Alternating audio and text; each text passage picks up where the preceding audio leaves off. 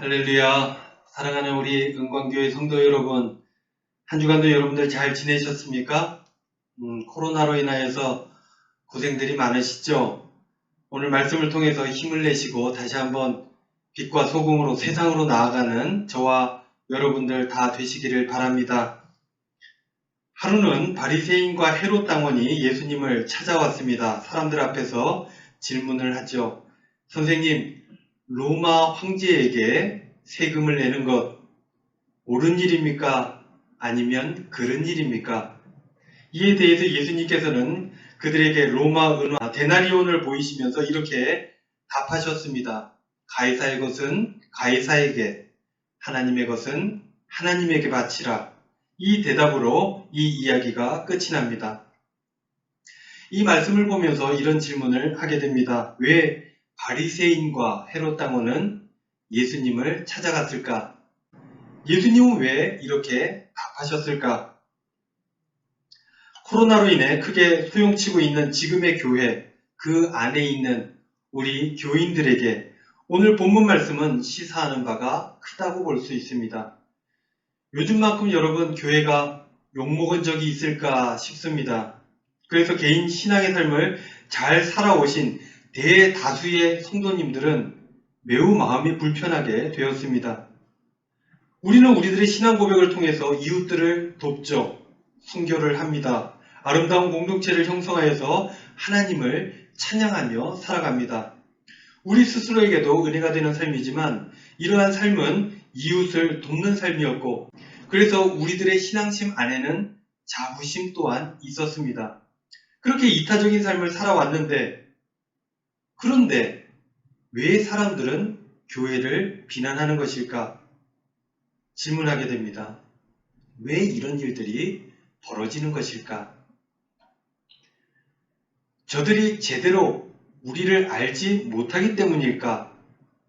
우리가 여지껏 한 일들을 저들이 알게 된다면 나쁘게 말하는 저 입들이 한꺼번에 다물어질 텐데 모르니까 저들이 저런 소리를 하는 것이다 생각할 수 있습니다.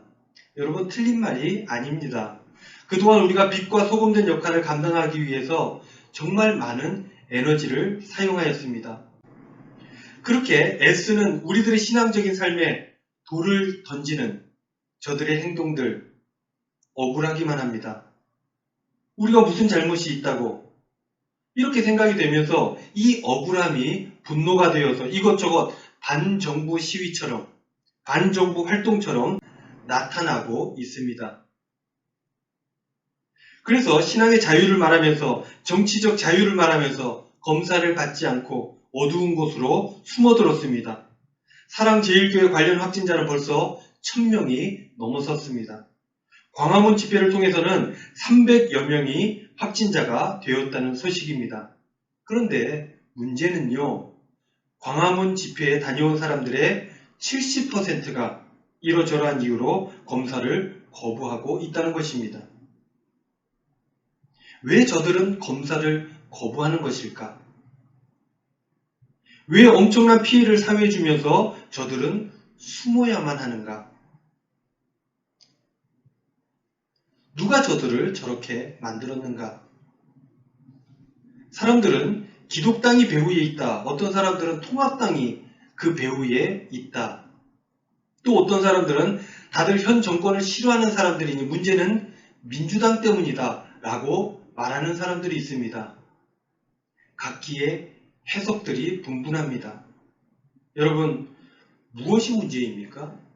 이 문제는 어떻게 풀어야만 하는 것입니까? 우리에게 직면한 이 문제에 대해서 어떻게 우리는 해답을 얻을 수 있는 것입니까? 무엇이 잘못된 것입니까? 추락하는 교회의 권위를 보면서 우리는 하나님께 질문할 수밖에 없는 것입니다. 오늘 본문 말씀을 보면 예수님께서는 현재 예루살렘에 계십니다. 마가복음 11장에 보면 예루살렘 입성 이야기가 나오게 되죠. 예수님을 보면서 백성들은 호산나 다윗의 자손이여 노래를 합니다. 그렇게 예루살렘에 예수님께서 오시면서 여러 가지 일들이 있게 되죠. 11장 15절 말씀 이하에 보면 성전 정화 사건이 있었습니다. 성전에서 장사하는 사람들, 그런 성전을 보시면서 예수님께서는 대노하셨습니다. 내 집은 만민이 기도하는 집이다. 그런데 니네들이 강도의 소굴로 만들었다. 이러한 성전 구조를 통해 엄청난 이권을 가지고 있었던 대제사장들과 서기관들은 예수님을 통해 엄청난 타격을 받게 되었습니다. 그래서 그때부터 본격적으로 그들은 예수님을 죽여야 되겠다 기회를 노리게 되었습니다. 마가복음 11장 27절 이하에 보면 그래서 저들은 예수님에게 시비를 걸어오게 되죠. 네가 무슨 권위로 이런 일들을 하느냐. 이후 12장 1절 말씀에 보면 포도원 농부 비유가 나옵니다. 예수님의 이 이야기를 듣자 대제사장과 서기관들은 자신들의 이야기인 줄 알고 엄청 화가 났습니다. 그래서 꼬투리를 잡기 위해 사건 하나를 기획합니다. 그것이 바로 오늘 본문의 말씀입니다. 누가 예수님을 찾아갑니까? 13절 말씀에 보면 그들이 예수의 말씀을 책잡으려 하여 바리새인과 헤롯 땅 중에서 사람을 보내매. 여기에서 바리새인과 헤롯 당원이 등장합니다. 그래서 이렇게 묻죠. 선생님, 가이사에게 세금을 바치는 것 옳은 일입니까? 틀린 일입니까? 저들은 공손하게 묻는 듯하지만 실제로 이것은 덫이었습니다. 옳다고 하면 당시 엄청난 세금으로 수탈당하는 유대인들의 분노를 사게 될 것이고 옳지 않다고 하면 현행법에 걸리게 될 것이기 때문입니다. 그런데 여기서 우리는 흥미로운 사실 하나를 발견할 수 있게 됩니다. 그것은 바로 바리새인과 헤롯 당원의 조합입니다. 사실 이들의 이전 삶을 보면 서로 하나가 될 수 없는 사람들이었습니다. 바리새인들은 종교적 삶을 추구하며 유대인들의 스승의 역할을 감당했던 종교인들이었습니다. 그리고 헤롯 당원들은 현재의 기득권을 가진 정치 세력들이었습니다. 요즘은 친박계가 힘이 없어지고 친이계가 자리를 잡아간다 일각의 목소리가 있습니다.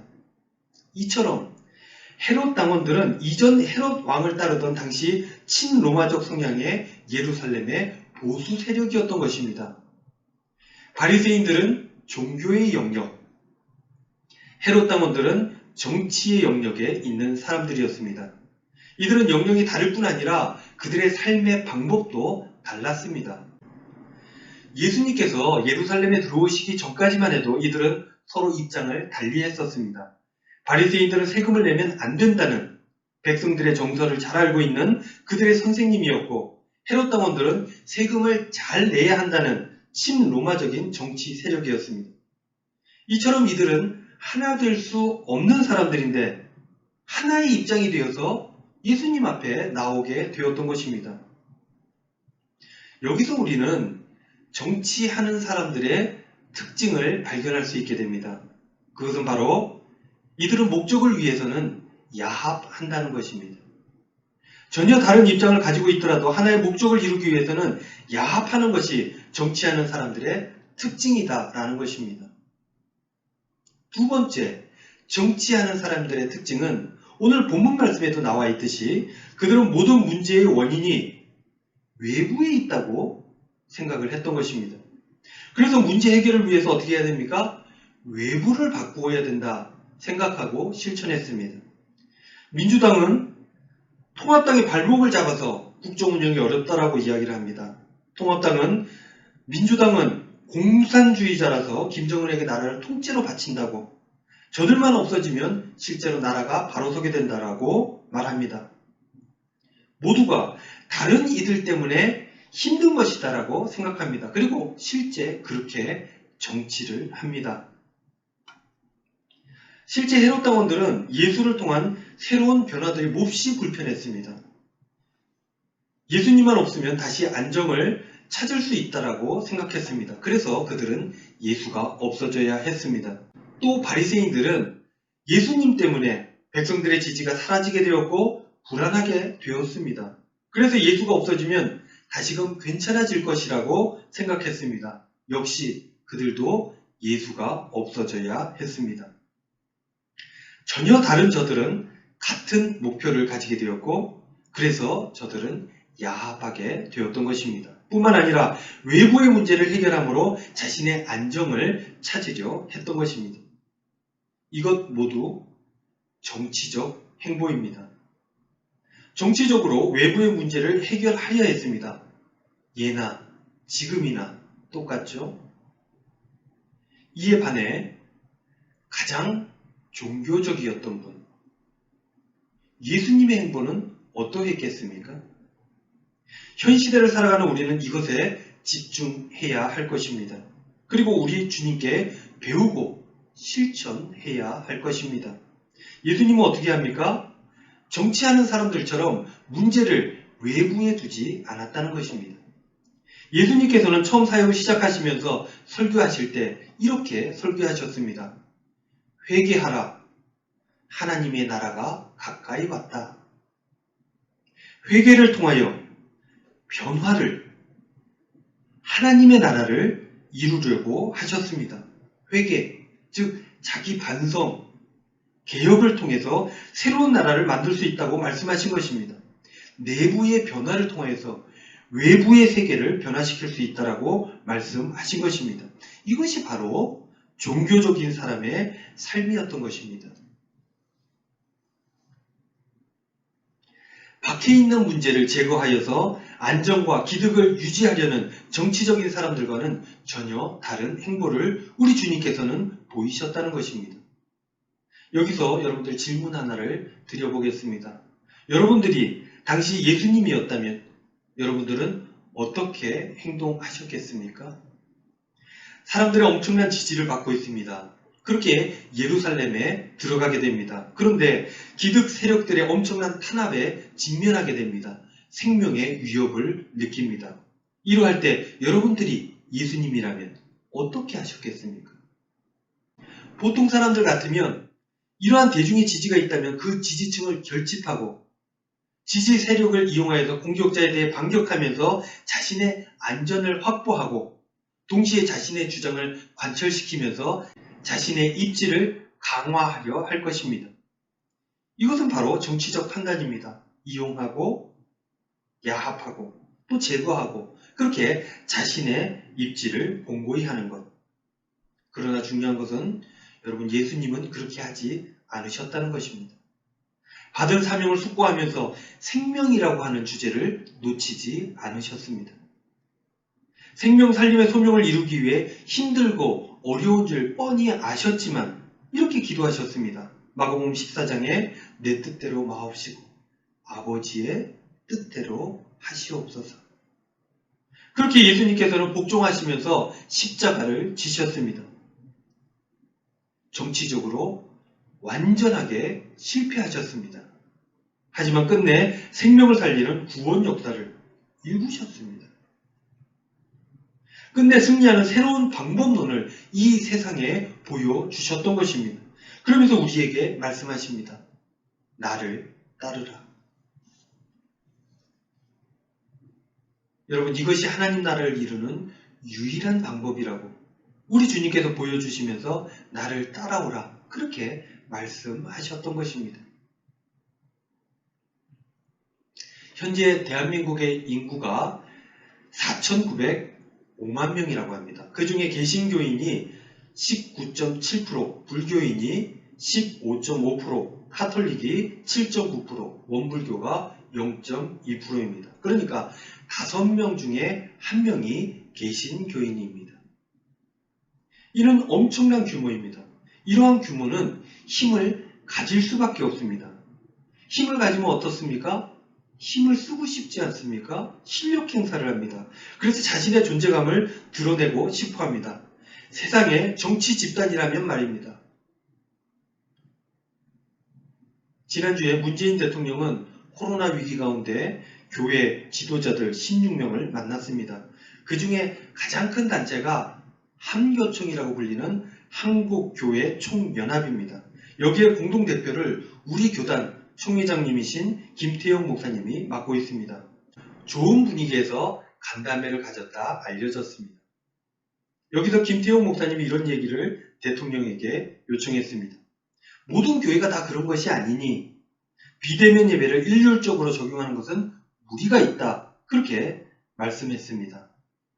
여러분, 틀린 말이 아닙니다. 사실입니다. 우리 통합교단은 방역에 최선을 다하고 있고 실제로 문제가 일어나는 교회들은 대부분이 교단의 보호나 통제를 받고 있지 않는 그런 군소교단이나 사랑제일교회 같은 독립교단들에서 그런 일들이 나타나는 것이 사실입니다. 그러나 이 간담회에서 언론 전파를 탄 것은 교회를 대표하는 사람이 코로나 방역을 거부했다는 것입니다. 사실은 그렇지 않은데 말입니다. 그렇게 교회는 사회적 지탄의 중심에 서게 되었던 것입니다. 지난 6월 초 엠브레인 트렌드 모니터에서 종교에 대한 대국민 인식 조사를 실시했습니다.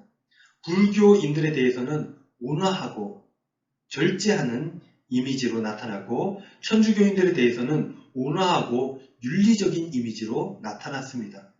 그에 반해 개신교인들은 거리를 두고 싶고 이중적이다라는 이미지로 나타났습니다. 지금 세상 사람들이 우리를 이렇게 느끼고 있는 것입니다. 이런 상황에서 이번 간담회 중에 사람들이 무엇을 걱정하고 사람들이 무엇이 불안한지 관심이 없이 거대한 집단인 개신교가 자신들의 이익만을 주장한다고 사람들은 생각했을 것입니다.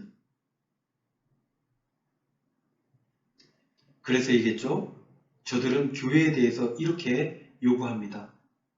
이웃 사랑하라고. 생명 살림을 말하고 있는 것입니다. 이런 상황에서 우리는 저들에게 어떻게 복음을 전할 수 있겠습니까? 사람들이 마음이 아플 때 교회가 자기 희생을 통해서 더욱 애를 써야 하는데 오히려 민폐가 되어버린 상황입니다. 그렇게 된 데에는 많은 이유를 댈 수 있을 것입니다. 정치적으로 해결할 방법도 많습니다. 왜냐하면 그럴 만한 힘이 이미 교회에 있기 때문입니다. 그렇지만 중요한 것은 우리 주님께서는 그렇게 하지 않으셨다는 것입니다. 생명이라는 주제를 끝까지 놓치지 않으셨습니다. 생명이라는 가치를 위해 자기 희생을 치르더라도 이타적인 삶을 우리 주님은 사셨다는 것입니다. 충분히 그럴 수 있었지만 이기적이지 않으셨습니다. 죽음으로 내몰리는 재판 중에도 우리 주님께서는 변명하지 않으셨습니다. 오직 생명을 살리는 구원에 집중하셨습니다. 사랑하는 성도 여러분, 교회는 자성해야 합니다. 종교 탄압이라며 집단의 이익을 위해 싸워야 하는 것이 아니라 예수님께서 말씀하신 것처럼 회개해야 합니다. 생명의 가치, 그것 이외에는 쫓아서는 아니 되는 것입니다. 이웃 사랑이라고 하는 최고의 율법을 세상 사람들에게 교회가 강요받고 있는 이 한 주간을 보내면서 저는 한 신앙인으로서 너무나 부끄러웠습니다. 교회의 권위가 추락하는 것을 보면서 마음이 무너져 내렸습니다. 여러분들 회개해야 됩니다.